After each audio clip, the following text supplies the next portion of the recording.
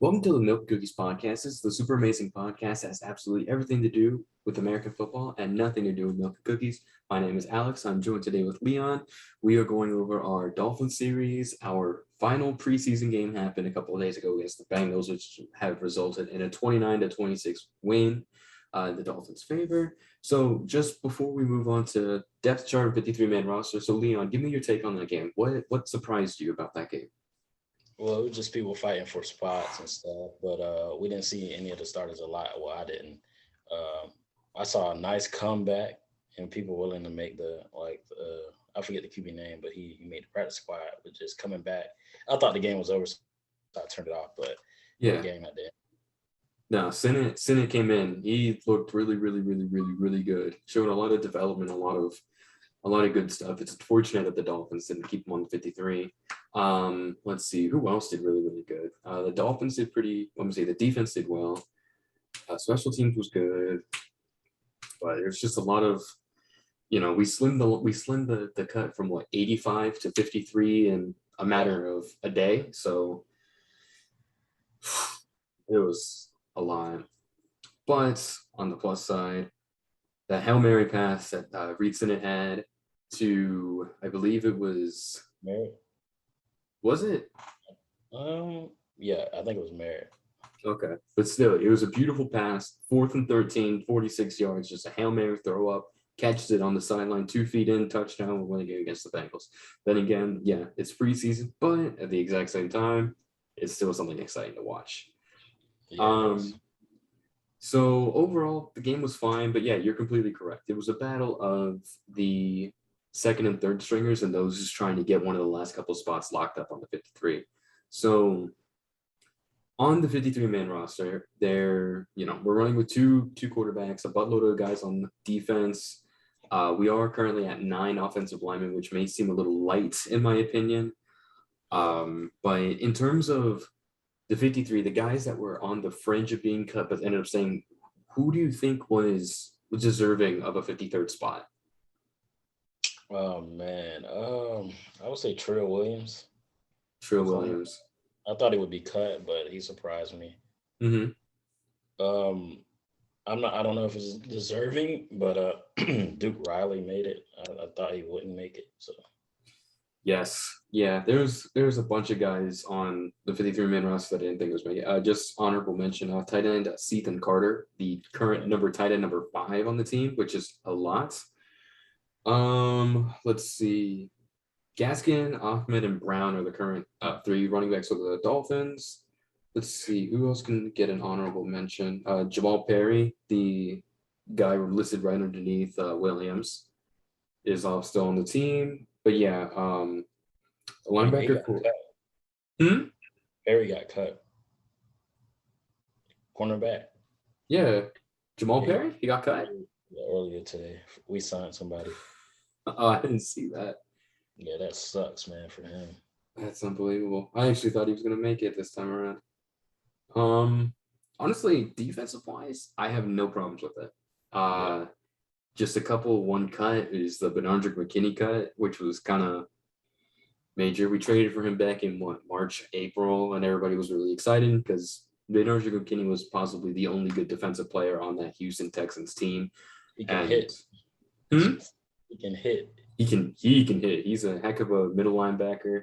That was something that the Dolphins needed, was a guy that could cover, a guy that can hold down and can command the defense. But unfortunately, he was cut, which was very, very surprising. Do you have any idea why he was cut? Like any speculation? I don't have any speculations. I don't have anything. He was starting the whole time preseason. I don't know if he got in a verbal argument, but it was just eye popping. I don't understand.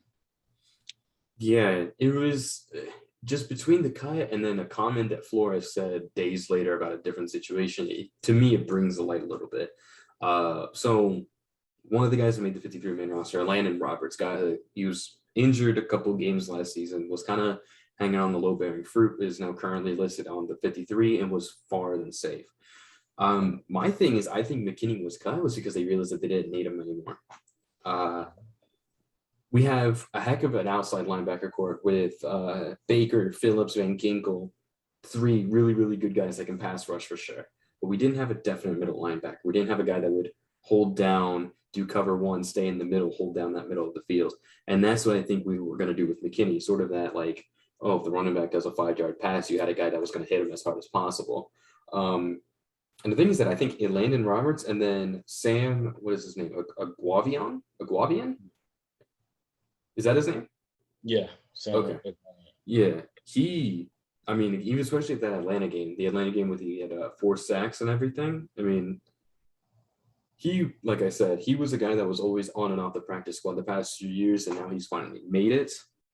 So that showcase is really what kind of put him cemented in there. But there are other guys in the defense that surprised me that they made as well. Duke Riley and Brennan Scarlett. Oh, yeah. There are 2 guys that are listed as 6th and 7th on the linebacker depth chart and are not going to get any playing time. But the other reason why I think we didn't have McKinney stay around is some of these guys that are really, really, really, really low are also special teamers. Yeah. They're dogs on special teams like Riley and Scarlett. Exactly. So it's guys like that, and then Clayton Fajedlin, who never sees any playing time, never is anything, but he can hit on punt and kick returns.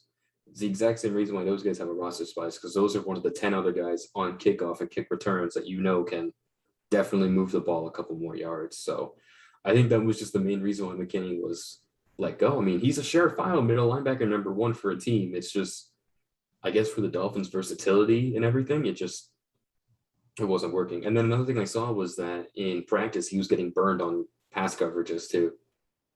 Yeah. So it's a shame. Another major cut was Matt Skura, the center that we signed. Very surprised. Yeah. Insight on that is that when practice was going on, when it was 90 men, Skura was eventually on first team center and then was slowly demoted down to the third team center. Oh, man. So he was cut. At first I was just as surprised as anybody else, but just reading about it was, unfortunate. And then last one, Shaquem Griffin. Yeah.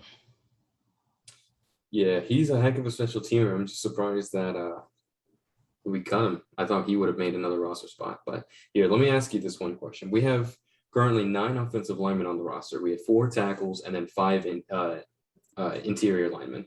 So 9 in total out of 53. Is that a little worrying, judging with the Dolphins' history of offensive line?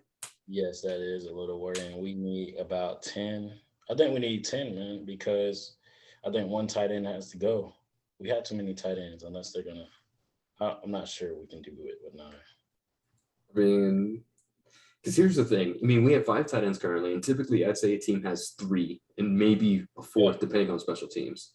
And our starting 3 tight ends is Gesicki, Smythe, and Shaheen, all guys that can definitely play first team reps and have definitely played first team reps, especially last year. I believe each of them have at least 1 touchdown from last year, especially Gesicki. Hunter Long is a rookie that we drafted in the 3rd round of the draft. So he's obviously not going to get cut, But Ethan Carter is one that I'm a little surprised of. This guy really, really flew under the radar the entire time, and then just magically he's like, poof, he's on the roster as tight end number 5. Yeah, he surprised me. This guy better be like a heavy hitter or a special teamer that can cause a couple fumbles or something, because other than special teams, I don't know why he's on there. Let's see, running back white. Oh, another one that we cut Patrick Laird. Oh, yeah, we did. I mean, not that he was a showstopper or anything, but I mean, since the 2019 team with the Dolphins had absolutely nobody, Patrick Laird was running back number 1. And if you remember, Patrick Laird was the first Dolphins player to receive a pass from Tua. Yeah, he was. Yeah, the Jets game when he came out on the last drive, it was oh man, I still get chills when I think about that. Let's see, who else? Wide receivers, 7 wide receivers. Is there anybody on there that you think isn't deserving of a spot? No, we have a good receiver core. I think everybody on that wide receiver core is deserving of a spot. Mm-hmm. I agree. I mean, we did restructure Jakeem Grant's deal, but the only reason why we utilized Grant is because of kick and punt returns. Yeah, he's our punt returner, I believe. But Yeah. I think Waddle can play it. So Waddle and Igbenogany have proved that they can also receive it as well. So that was interesting with the Grant restructure. Albert Wilson still being on the team. He didn't play at all last year. So I'm hoping he can finally step up and, do something so we don't have to roll yeah, out practice they squad said he guys. was the best in preseason camp, the best receiver. So I believe it. I believe it. When he was on Kansas City, if such a long time ago, he was he is currently one of the fastest wide receivers in the league. Do you remember that one play when Wilson and Grant high-fived in the middle of the play after like a 70-yard pass? oh yeah, that was nice. That was nice. Mm-hmm. So I'm hoping something like that can be available again. He was a heck of a slot guy, and I expect him to be another slot guy.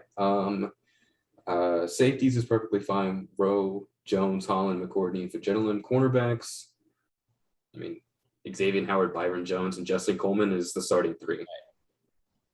And the guy right after him is Nick Needham, the undrafted superstar. So Yeah. I think secondary is perfectly fine. Linebackers is fine. Linebackers is going to be interesting. Defensive line, I don't know. I'm a little worried about the defensive line, honestly. Yeah. I want to see what Phillips does and stuff. Isn't he considered a defensive lineman or a linebacker? He's considered an outside linebacker. Okay, but I know they drop down. So Yeah. The Dolphins run a 3-4 pattern, so they always have the outside linebacker as the fourth rusher. So the defensive line other than him is Ogba, Butler, Raekwon Davis, Christian Wilkins, Zach Sealer, and John Jenkins. yeah, Butler is from the Patriots, so I guess he Yes. wants. So Yeah. Ogba was honestly the defensive line MVP in my opinion last year. Raekwon Davis, I think, is going to be fantastic, like he was last year in his rookie season. And then Christian Wilkins is Christian Wilkins. yeah. So now that we have a 53-man roster, I think I can properly ask this question. Where do you see the Dolphins falling in terms of record, potential playoffs, and if they do make the playoffs, how far do you think they can go? I see the Dolphins going, 10-7. Okay. Just because we lose out some. We always get in situations where we lose by 2 points or so. Mm-hmm. See us getting into the playoffs by a crack. Okay. And what was the last one? How far do you see them in the playoffs? Do you think they're actually going to win a game, or do you think they're going to be first round Win outs? the wild card or the first game, whatever it is. Is it at a play-in or something? Typically, it's an away game. Yeah, I think we win that one. You think we win it? Yes. Okay. What about the divisional round? We lose. Okay, regardless of who it is. I think it's going to be the Chiefs.